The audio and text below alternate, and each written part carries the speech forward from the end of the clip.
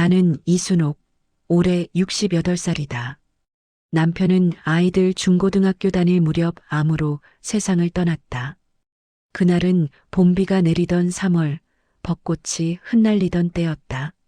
남편이 입원한 병원 창문 너머로 벚꽃이 보였는데 남편은 순호가 내년에는 같이 꽃 구경 가자고 약속했다. 그 약속은 결국 지켜지지 못했다.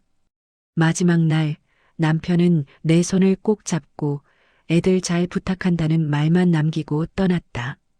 세상이 무너지는 것 같았다. 하루 종일 울기만 했던 나를 붙잡아 준 것은 두 아이였다. 17살 현정이와 15 현수는 내가 무너지면 자신들도 무너진다는 걸 알았는지 어른스럽게 슬픔을 참아냈다. 장례를 마치고 돌아온 집은 너무 적막했다. 그날 밤 혼자 부엌에 앉아 울고 있는데 현정이가 다가와 어깨를 감싸 안았다. 엄마, 괜찮아. 우리가 있잖아. 그 말에 마음을 다잡았다. 그래, 이제 내가 가장이야. 울 시간도 없어. 다음 날부터 할 수 있는 일을 찾아 나섰다. 남편이 남긴 보험금으로는 두 아이 학비도 버거웠다. 내가 할 수 있는 것, 그건 음식이었다. 시장 한켠에 작은 반찬 가게를 얻어 순옥이네라는 간판을 달았다. 처음에는 가게가 잘 되지 않았다. 장사 경험도 없고 사람들 입맛에 맞추는 것도 어려웠다. 하루는 팔지 못한 반찬을 들고 집에 와서 울었다.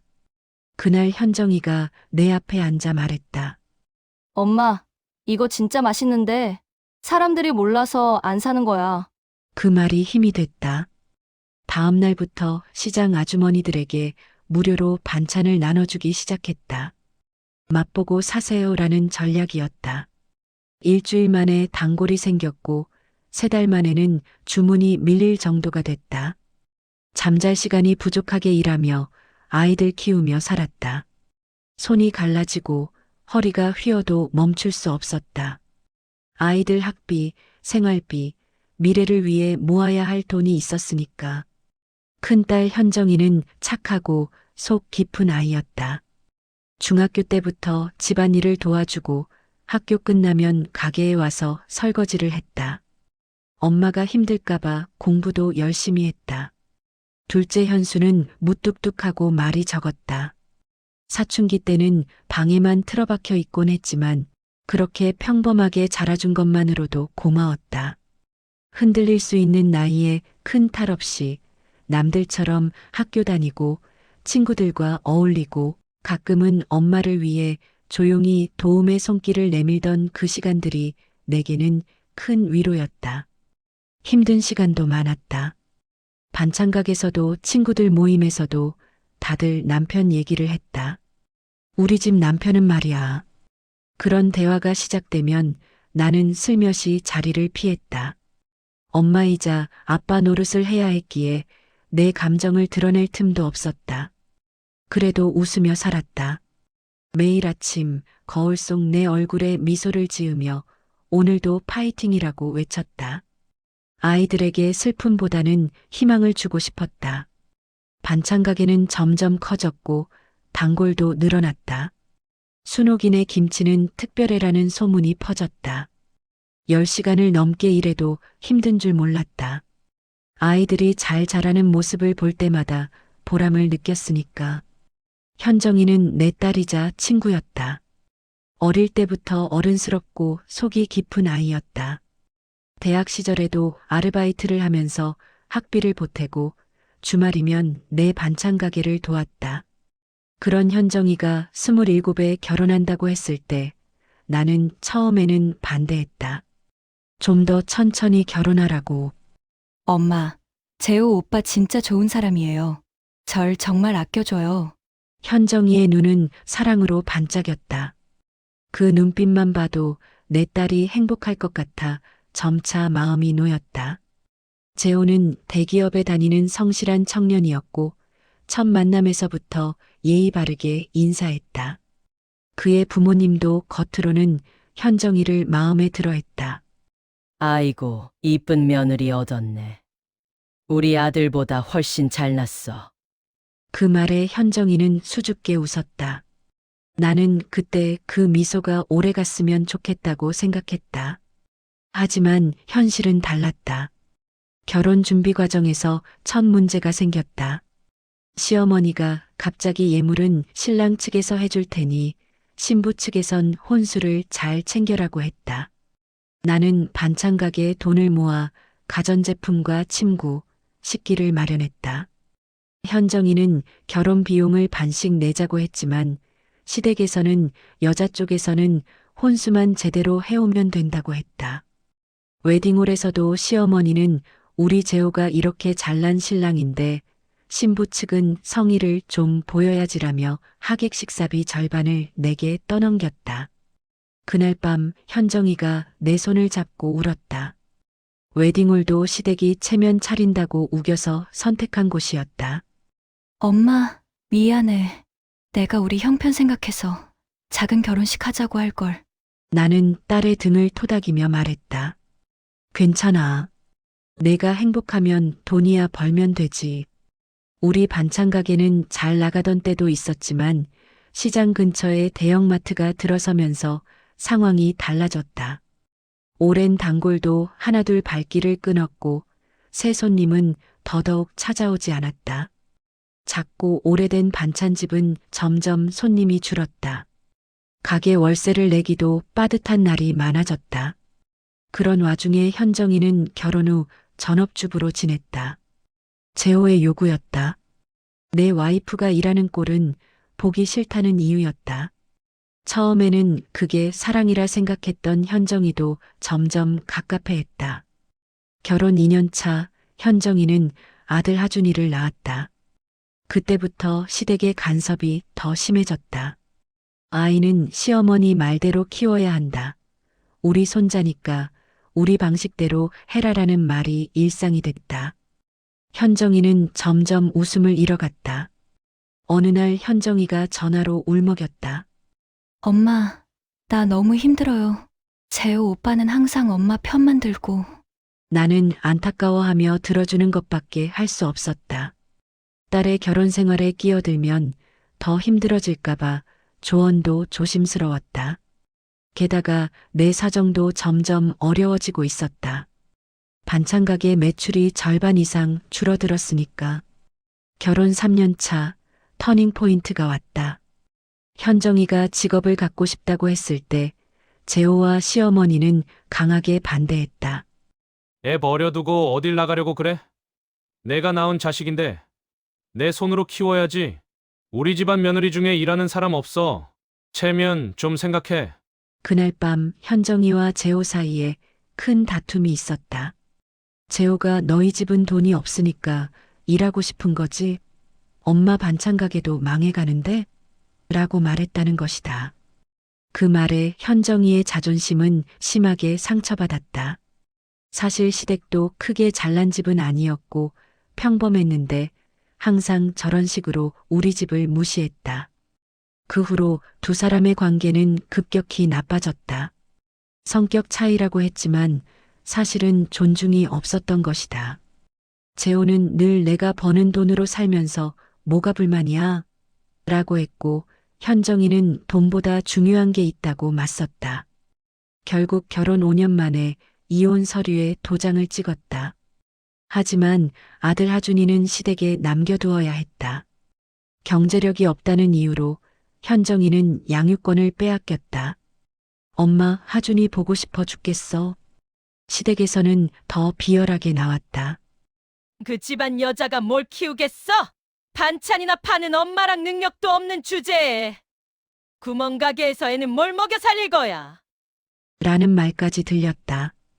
현정이는 그 말을 듣고 무너졌다. 빈몸으로 내 집으로 들어온 현정이는 밤마다 몰래 방에서 울었다. 벽을 사이에 두고 딸의 흐느낌을 들을 때마다 내 가슴은 찢어졌다. 하지만 낮이 되면 현정이는 아무렇지 않은 척 웃으며 내 반찬 가게 일을 도왔다. 엄마 혼자 힘들잖아. 나 도와줄게. 우리 반찬 가게 다시 잘 되게 만들어 볼게. 그 아이는 늘 그런 식으로 내 마음을 다독여 주었다. 현정이의 손은 점점 거칠어져 갔지만, 하지만 가게에서 일할 때만큼은 활기가 돌았다. 자신의 존재 가치를 다시 찾아가는 모습이 안쓰러우면서도 대견했다.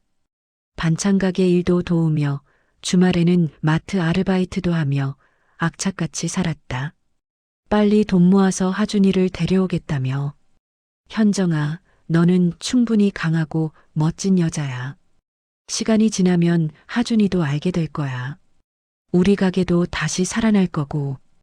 그 말을 듣고 현정이는 고개를 끄덕였다.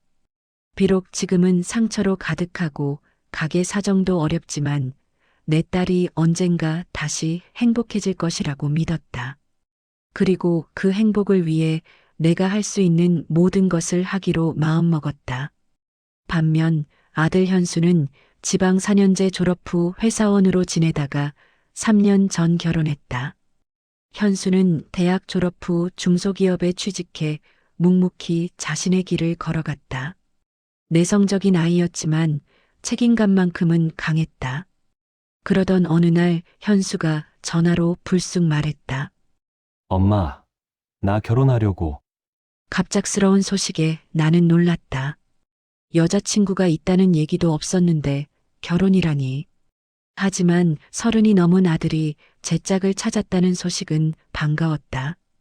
그래, 어떤 아이인데? 언제 만나볼 수 있을까? 회사 같은 부서에 있는 여자야. 수정이라고. 다음 주말에 인사드리러 갈게. 그렇게 나는 수정이라는 여자아이를 처음 만났다.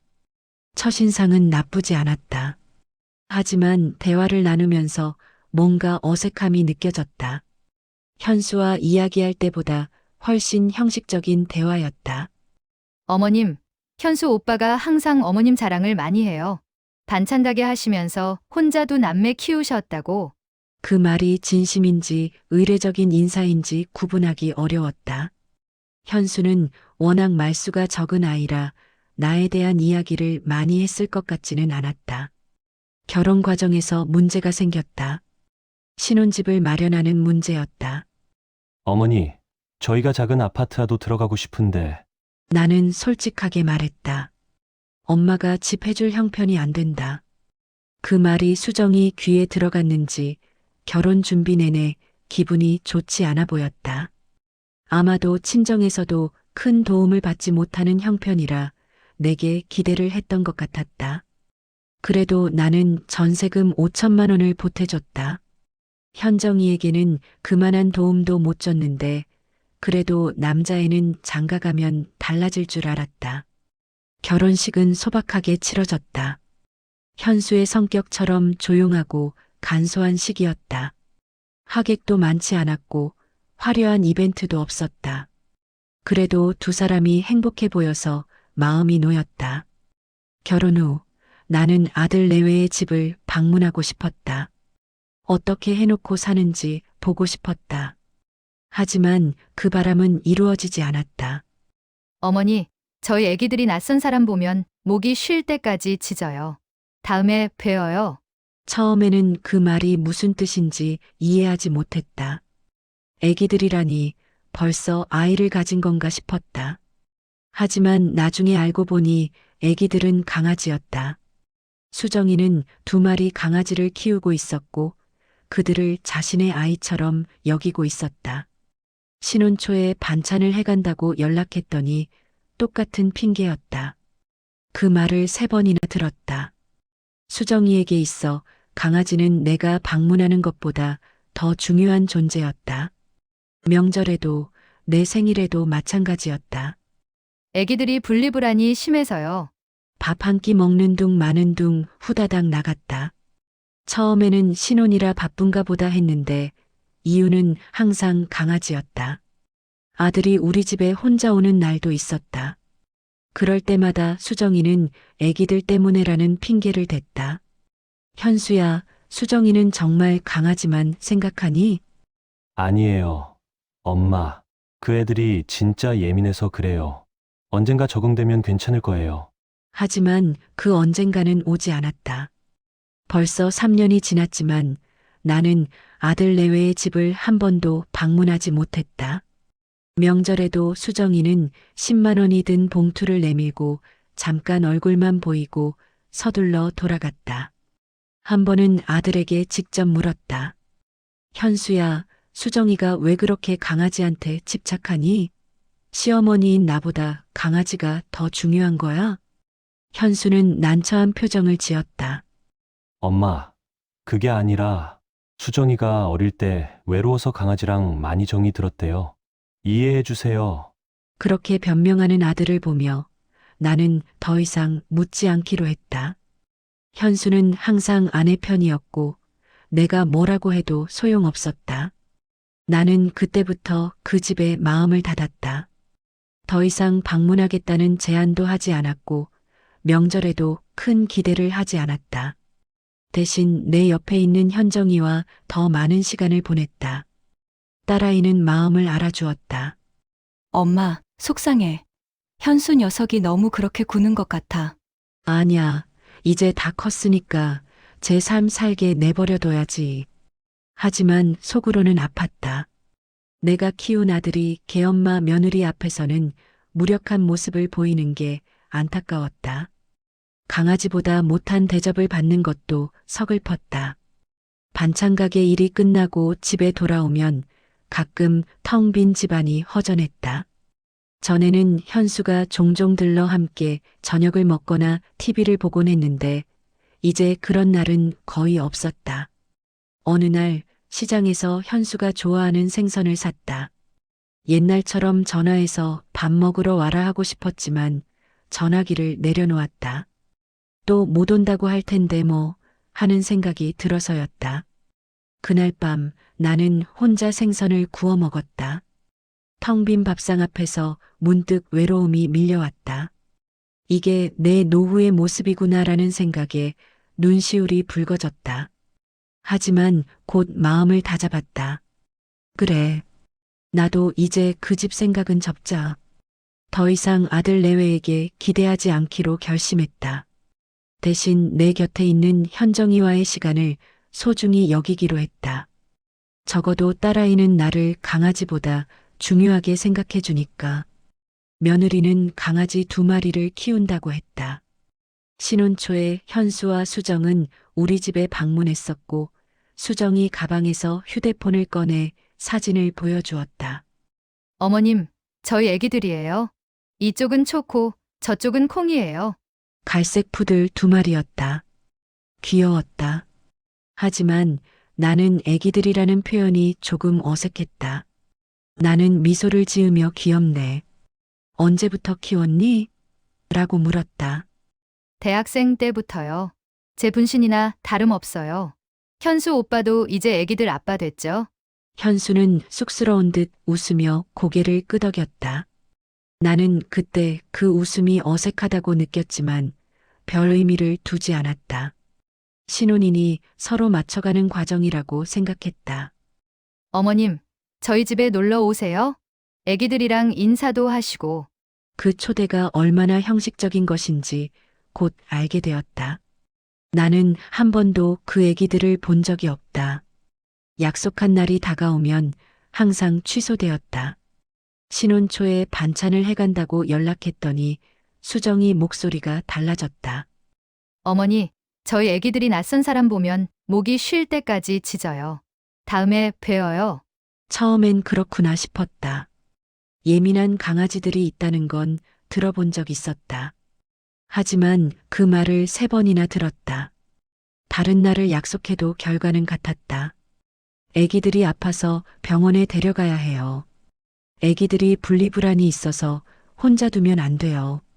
애기들이 낯선 냄새에 예민해요. 항상 이유는 강아지였다. 나는 그들의 집에 한 번도 초대받지 못했다. 명절에도 수정은 잠깐 얼굴만 비추고 애기들이 기다려요라며 서둘러 떠났다. 내 생일에는 더 심했다.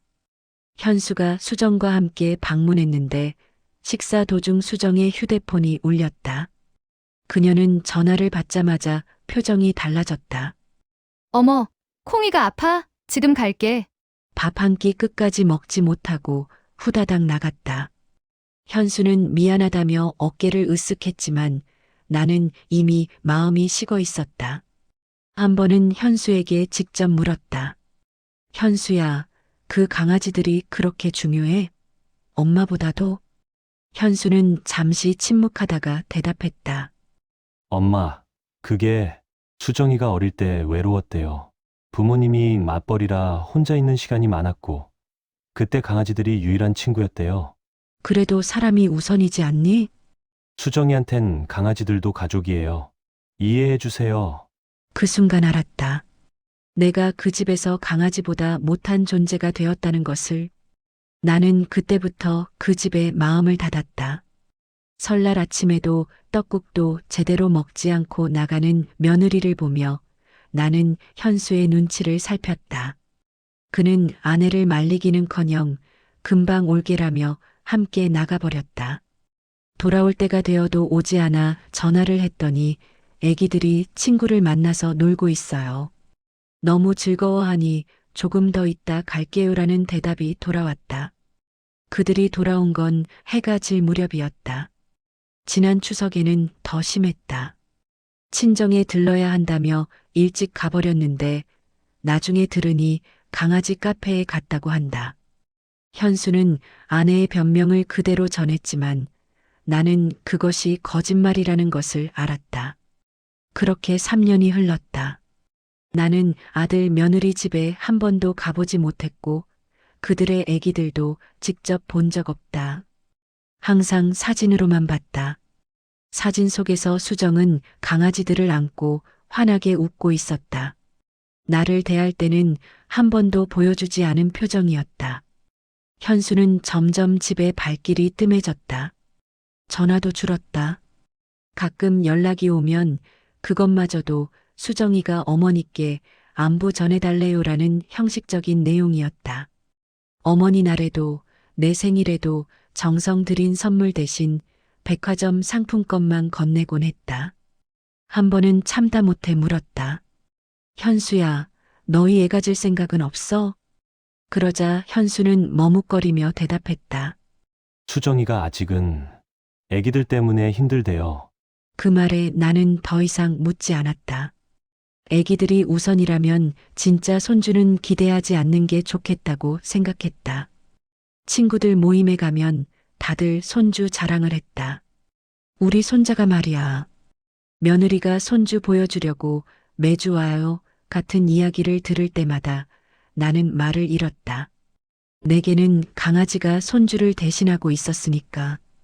어느 날 현정이 내게 조심스레 말을 꺼냈다. 엄마, 현수 올 때만 좋은 반찬 만들지 마요. 그 집은 강아지 먹이는 데만 돈 쓰지. 엄마한테 뭐 해준 적 있어? 현정이 말이 맞았다. 아들과 며느리가 올 때마다 정성껏 음식을 준비했지만 돌아오는 것은 애기들이 기다려서 가봐야 해요라는 말뿐이었다. 그날부터 나는 더 이상 그들을 위해 특별한 준비를 하지 않았다. 오면 있는 반찬으로 대접하고 빨리 가겠다고 하면 굳이 만류하지 않았다. 그들이 내게 보여준 관심만큼만 돌려주기로 했다. 그렇게 서로 거리를 두게 되었다. 내 인생에서 아들 내외의 비중은 점점 줄어들었고 대신 현정이와의 시간이 늘었다. 어느 날 딸 현정이 내게 휴대폰을 내밀었다. 평소 SNS에 관심이 없던 나는 처음에 무슨 의미인지 이해하지 못했다. 엄마, 이거 봐. 현정이의 표정이 심각했다. 휴대폰 화면에는 수정이의 SNS 계정이 열려 있었다. 내가 한 번도 보지 못한 모습들이 그곳에 있었다. 이게 무슨? 수정이의 SNS에는 아들과 함께 친구들과 여행 다니는 사진이 수두룩했다. 제주도, 강원도, 심지어 해외여행 사진까지 있었다. 그 모든 사진에서 수정은 환하게 웃고 있었다. 그동안 나에게 보여준 어색한 미소가 아닌 진심으로 행복해 보이는 표정이었다. 더 놀라운 것은 강아지를 데려간 사진도 있었지만 대부분은 강아지 호텔에 맡기고 놀러 다닌 것이었다. 펫 호텔에 맡기고 왔어요. 애기들도 여행 가서 좋은 친구들 많이 만났대요. 다음엔 같이 데려와야겠어요. 그런 글귀가 적혀 있었다. 나는 그 순간 모든 것이 이해되었다. 분리불안이니 스트레스니 하는 말들이 모두 나를 피하기 위한 핑계였던 것이다. 명절엔 걔 때문에 못 온다더니 제주도는 잘만 가네. 현정이의 말에 가슴이 아팠다. 내 아들, 내 며느리가 나를 얼마나 하찮게 여기고 있었는지 그제야 실감했다. 사진을 넘길수록 더 큰 배신감이 들었다. 지난 명절, 수정이 애기들이 아파서라며 일찍 가겠다고 했던 바로 그날 친구들과 바비큐 파티를 하는 사진이 있었다.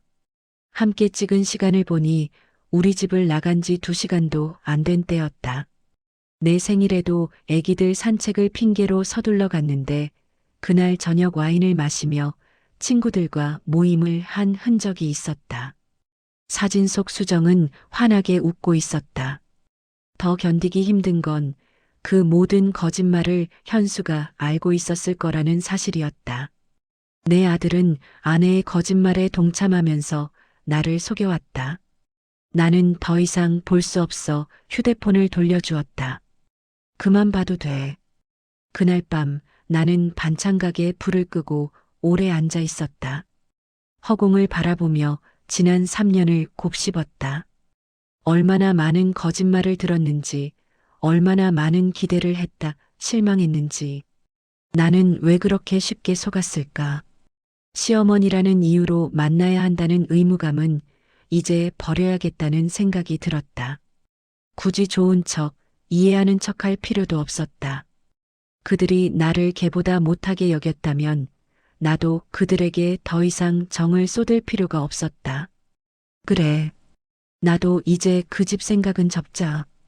다음 날 나는 평소보다 일찍 일어나 반찬 가게로 향했다.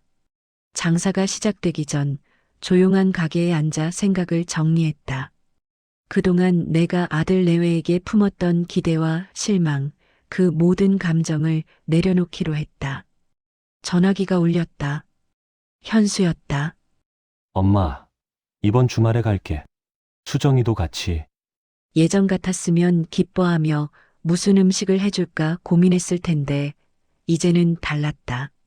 바쁘면 안 와도 돼. 강아지들 생각하면 너희도 불편할 테니. 잠시 침묵이 흐른 뒤 현수가 물었다. 엄마, 무슨 일 있어?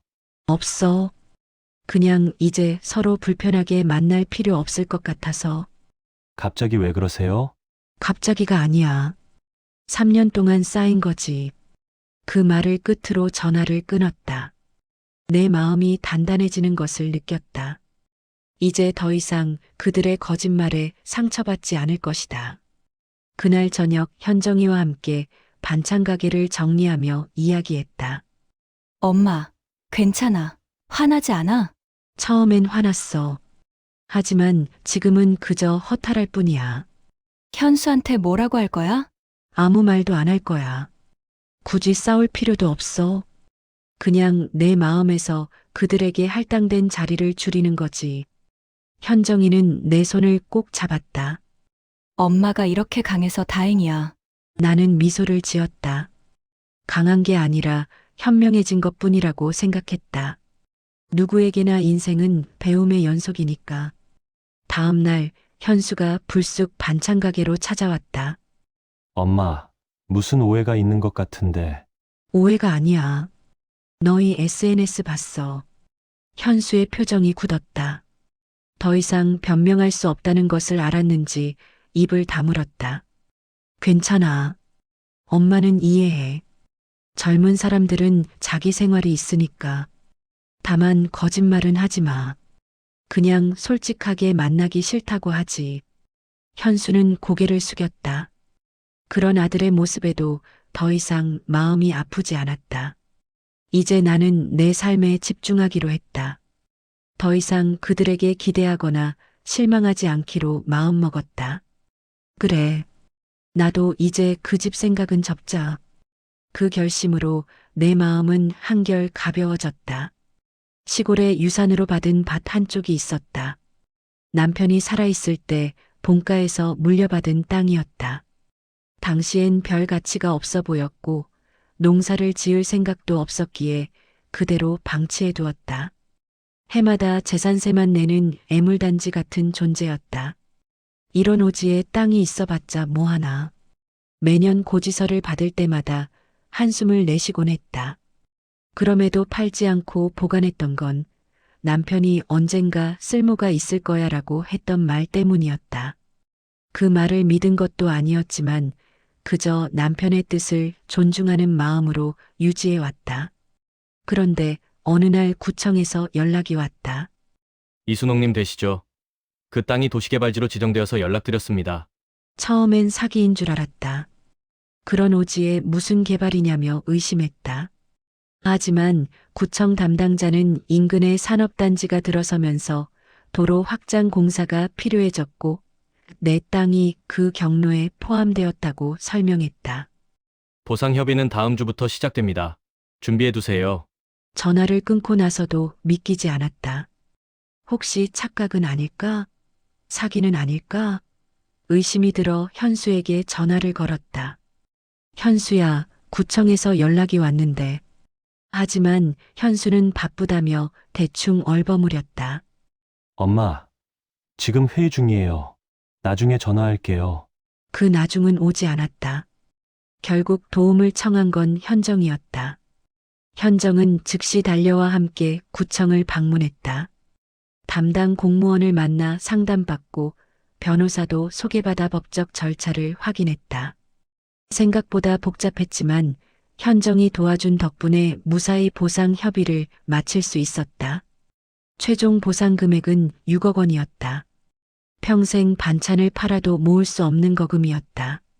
나는 그날 밤 오랜만에 웃었다. 마치 하늘에서 뜻하지 않게 선물을 받은 기분이었다. 여보, 당신 말이 맞았어요. 정말 쓸모가 있는 날이 왔네요. 고마워요. 보상금을 받고 가장 먼저 든 생각은 현정이었다. 이혼 후 아들도 잘 못 보고 경제적으로도 어려운 현정에게 도움을 주고 싶었다. 이 돈으로 현정이 방도 얻어주고 손주도 데려오자. 며칠 동안 어떻게 돈을 써야 할지 고민했다. 현정에게는 아직 말하지 않았다. 확실한 계획이 서기 전에 희망을 주고 싶지 않았기 때문이다. 먼저 변호사를 만나 손주 하준이의 양육권 문제를 상담했다. 변호사는 아쉽게도 현 상황에서는 쉽지 않을 수 있다며 조심스러운 입장을 내놓았다. 하지만 전 남편에게 직접 연락해 보는 것도 방법이라는 조언도 덧붙였다. 그 말에 용기를 얻어 계획을 세웠다. 현정에게 작은 전셋집을 구해주고 손맛 좋은 아이가 식당이라도 차려보라며 가게를 얻을 돈도 보태주기로 했다. 그날 저녁 반찬 가게를 일찍 닫고 현정이를 불렀다. 현정아, 엄마가 할 말이 있어. 모든 이야기를 들려주자 현정은 믿기지 않는다는 표정이었다. 엄마, 진짜? 이게 현실이야? 그래, 내가 새 출발할 수 있게 도와주고 싶어. 그리고 하준이도. 한번 애아빠한테 연락해 볼래? 현정이 눈에 눈물이 고였다. 오랜만에 보는 희망의 빛이었다. 엄마, 난 하준이 생각만 해도 가슴이 아파. 재호 오빠가 들어줄까? 시도는 해봐야지. 이제 너도 경제적으로 안정되면 아이에게도 좋은 환경을 제공할 수 있을 거야. 현정은 떨리는 손으로 전 남편에게 연락했다. 놀랍게도 예상과 달리 재호의 반응은 의외로 긍정적이었다. 통화 후 현정이 말했다. 엄마, 재호 오빠가 하준이를 데려가도 좋다고 했어. 사실 그 사람도 재혼한대. 예비 신부가 아이 키우는 걸 부담스러워하나 봐. 우리는 그 순간 믿기지 않는다는 듯 서로를 바라봤다. 그동안 얼마나 절망했었는지, 그리고 이제 얼마나 큰 희망이 생겼는지. 정말 하준이를 정말 데려올 수 있는 거야? 응, 엄마. 기다렸다는 듯이 데려가라는 거야. 다음 주에 만나서 이야기하기로 했어. 그렇게 우리는 계획을 구체화했다. 동네 부동산을 돌며 적당한 전세집을 알아보고 식당을 낼 만한 상가도 물색했다. 현정이 만든 음식은 항상 칭찬받았기에 작은 식당이라도 차리면 잘 될 거라 믿었다. 그 일은 아들에게는 비밀로 했다. 일부러 숨긴 것은 아니었지만 굳이 알릴 필요도 없다고 생각했다. 그 집은 나한테 한 줌의 정이라도 남았나? 내 마음속에서 현수에 대한 기대는 이미 접었다. 강아지보다 못한 존재로 취급한 집안에 내 소식을 전할 의무는 없었다. 2달 만에 모든 것이 진행되었다. 현정이는 깨끗한 투룸에 입주했고 시장 근처에 작은 식당도 계약했다. 엄마 마음 식당이라는 간판도 주문했다. 하준이를 데려오는 날 우리는 모두 긴장했다. 만남 장소에서 재호는 생각보다 담담하게 하준이를 데려왔다. 아이는 처음엔 어색해했지만 현정이를 보자 곧 품에 안겼다. 엄마! 그 한마디에 현정은 참았던 눈물을 쏟아냈다. 나도 손주를 보는 기쁨에 눈시울이 붉어졌다. 재호는 짧게 이야기를 나눈 후 떠났다. 잘 키워. 가끔 보러 올게. 그 말이 전부였다. 그가 떠나는 모습을 보며 현정이 말했다. 엄마, 재호 오빠도 처음부턴 나쁜 사람이 아니었어. 그냥 서로 안 맞았을 뿐이야. 현정의 식당이 개업하는 날 나는 앞치마를 두르고 주방을 도왔다. 하준이도 작은 앞치마를 하고 테이블을 닦았다. 생각보다 손님이 많이 찾아와 정신없이 바빴지만 행복한 하루였다. 이제 우리도 괜찮아질 거야. 그날 밤 지친 몸을 이끌고 집에 돌아와 침대에 누웠다. 문득 현수 생각이 들었지만 이내 지워버렸다. 내가 도와줄 사람은 날 필요로 하는 사람뿐이야. 하준이가 우리 집에 온 지 일주일째 되던 날 그 아이가 내게 물었다. 할머니, 우리 이제 계속 같이 살 거예요? 그럼 할머니랑 엄마랑 하준이 우리 이제 행복하게 살 거야. 아이의 웃음소리를 들으며 나는 모든 결정이 옳았다고 확신했다. 돈은 사람을 살리는 데 써야 의미가 있었다. 그리고 지금 우리 가족은 새로운 시작을 맞이하고 있었다. 얼마 지나지 않아 사촌을 통해 그 사실을 들은 아들이 찾아왔다. 현정이와 식당 개업 축하 자리에 참석했던 사촌 동생이 현수에게 전화했는지 내가 땅을 팔아 큰 돈을 받았다는 소식이 새어나간 모양이었다. 그날 저녁 평소와 달리 현수가 예고 없이 집을 찾아왔다. 문을 열자마자 그의 얼굴이 평소와 달라 보였다. 뭔가 할 말이 있는 듯한 표정이었다. 엄마, 집에 계셨네요. 그래, 무슨 일이야? 이렇게 갑자기 오다니. 그냥 오랜만에 얼굴 보러 왔어요. 그렇게 이야기를 돌리더니 거실에 앉아 이것저것 집안을 둘러보았다. 평소에 없던 행동이었다. 무언가를 확인하려는 듯한 눈빛이 느껴졌다. 커피를 마시며 날씨 이야기, 회사 이야기를 하다가 마침내 본론으로 들어왔다. 엄마, 진짜 그 땅 팔았어요? 나는 잠시 말을 아꼈다. 그동안 한 번도 관심을 보이지 않던 아들이 이제 와서 묻는 이유가 뻔했다. 하지만 거짓말할 필요는 없었다. 그래, 구청에서 도시개발 지역으로 지정됐다고 연락이 왔어. 얼마나 받았어요? 그건 왜 궁금해? 현수는 잠시 멋쩍은 표정을 지었다. 그런 직접적인 질문은 예상하지 못했던 모양이었다. 아니, 그냥 걱정돼서요. 사기당하면 어쩌나 싶어서. 걱정 마라. 변호사랑 다 상담했고 돈도 잘 받았어. 그럼 그 돈은 어떻게 할 거예요? 그 말에 나는 조용히 웃었다. 왜? 너한테 줄 거라 생각했니? 현수의 표정이 굳었다. 그는 잠시 말을 잇지 못하다가 마침내 속마음을 드러냈다. 엄마, 왜 누나만 챙겨요? 네가 그동안 나 챙겨본 적 있니? 그래도 가족이잖아요. 그럼 가족답게 굴었어야지. 그 말에 현수의 얼굴이 붉어졌다. 어쩌면 처음으로 자신의 행동이 가족답지 않았다는 것을 인정하는 순간이었을지도 모른다. 엄마, 난 항상 엄마 생각했어요. 단지 수정이가. 수정이 핑계대지 마. 내가 허락했으니 그렇게 된 거지. 하지만 누나가 다 받는 건 너무 불공평해요. 나는 깊은 한숨을 내쉬었다. 현수야, 돈 얘기가 나온 김에 묻자면 내 결혼 때 5천만 원 보태준 거 기억나? 현정이한텐 한 푼도 못 줬어. 그때는 불공평하다고 생각 안 했지? 현수는 입을 다물었다. 그 말이 사실임을 알았기 때문이다. 난 내 돈으로 내가 원하는 사람을 도울 권리가 있어.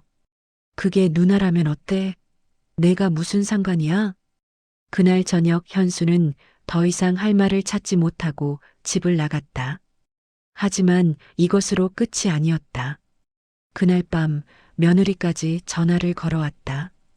평소와 다른 친절하고 다정한 목소리였다. 어머니, 안녕하세요? 잘 지내셨어요? 그래, 너희는 어떻게 지내니? 강아지들은 잘 있고? 그 말에 수정이 목소리가 살짝 굳었다. 하지만 곧 다시 상냥하게 말을 이었다. 네, 다들 잘 지내요. 어머니, 저희 집에 한번 오세요. 애기들도 이제 좀 컸으니까 괜찮을 거예요. 나는 피식 웃었다. 갑자기 왜 3년 동안 초대 안 하더니. 아, 그게 어머니가 보고 싶어서요. 수정아, 그냥 본론으로 들어가자.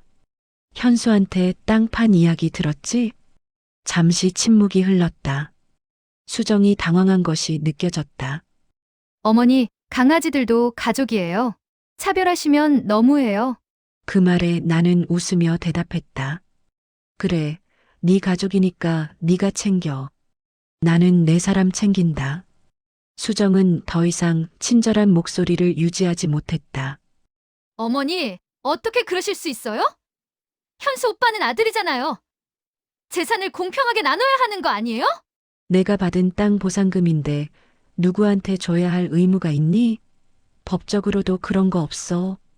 그렇게 전화가 끊긴 후 나는 이미 예상했던 일이 벌어질 것을 알고 있었다. 며칠 후 아들 부부는 직접 찾아와 문을 쾅 열고 들어왔다. 이번엔 수정도 함께였다. 엄마, 사람 차별하지 마요. 현수의 목소리가 높아졌다. 그의 얼굴은 화가 나 있었고 수정은 그 뒤에서 고개를 끄덕이며 부추기고 있었다. 그럼 넌 나한테 사람답게 했니?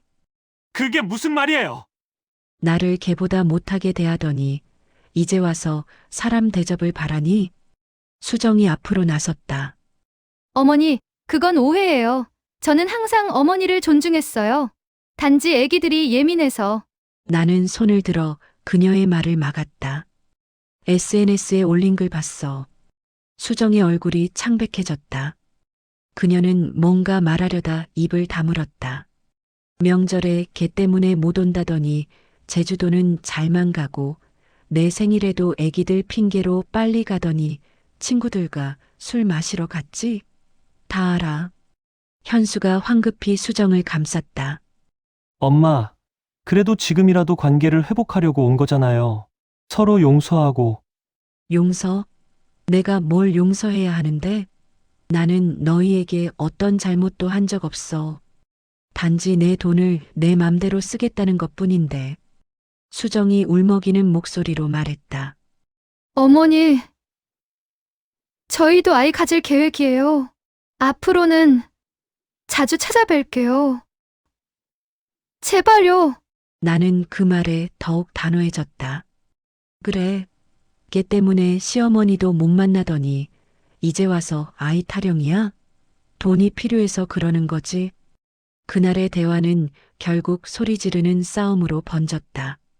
현수는 법적으로 해결하겠다는 말까지 했지만 나는 끝까지 태도를 바꾸지 않았다.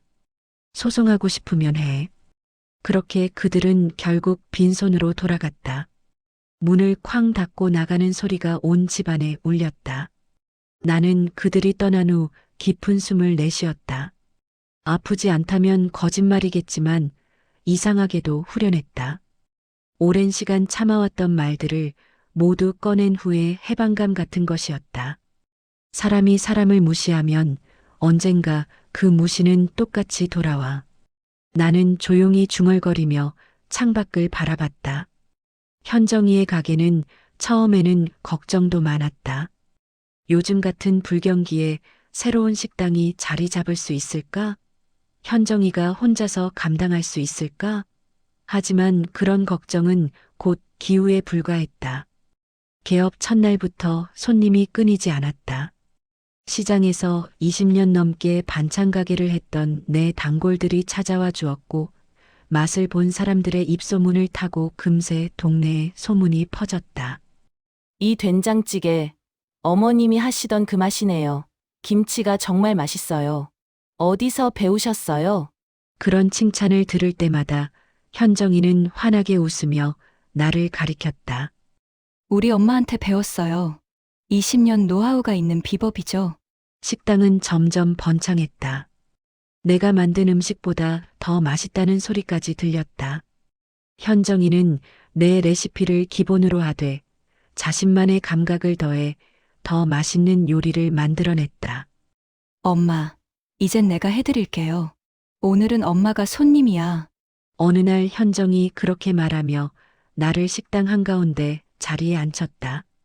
손님들 사이에서 딸이 일하는 모습을 지켜보는 건 말로 표현할 수 없는 기쁨이었다. 됐다. 나는 네 웃는 얼굴 보면 배부르다. 하준이도 학교가 끝나면 식당에 와서 작은 심부름을 했다. 손님들은 귀여운 하준이를 보며 웃음을 짓곤 했다. 그런 행복한 일상이 쌓여가는 동안 아들 내외의 소식도 간간히 들려왔다. 사촌을 통해 들은 바로는 아들, 며느리네는 하루가 멀다 하고 싸운다고 했다.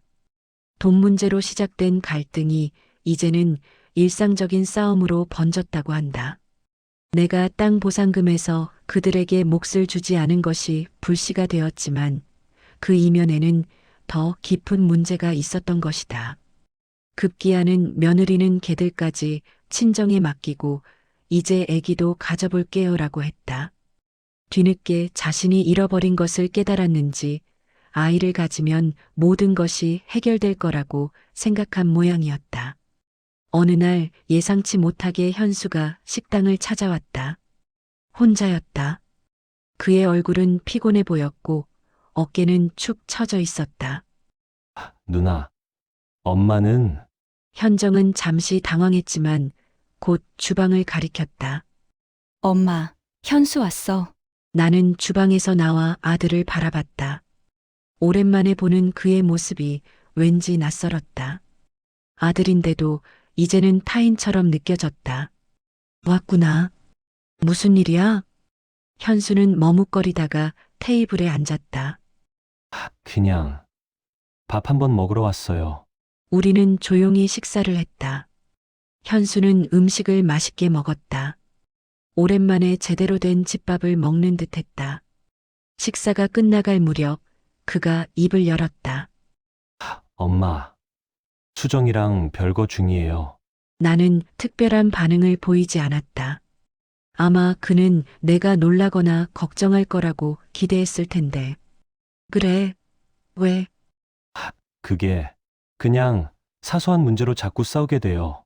수정이가 갑자기 애를 가지고 싶다고 하는데 저는 아직 준비가 안 됐다고 했더니 화를 내더라고요. 그러다가 결국 다투게 됐어요. 나는 고개를 끄덕였다. 내 인생이니 내가 결정해야지. 엄마, 화 많이 났죠? 그동안 소홀했던 거. 화는 진작에 풀렸어. 그냥 이제 각자의 삶을 사는 거지. 현수의 눈에 눈물이 고였다. 죄송해요. 정말 잘못했어요. 하지만 나는 그의 사과를 무겁게 받아들이지 않았다. 이미 지나간 일이었고 내 마음은 평온했다. 세상은 공평하진 않지만 결국은 돌려준다. 그 말에 현수가 고개를 들었다.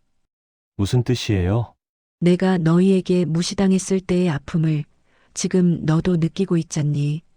그게 세상의 이치야. 우리가 다른 사람에게 한 행동은 결국 우리에게 돌아와. 며칠 후 현수는 다시 식당을 찾았다. 이번에는 작은 선물을 들고 왔다. 하준이를 위한 장난감이었다. 조카를 처음 만나는 날이었다. 삼촌이에요. 그래, 하준아. 오랜만에 보니 많이 컸구나.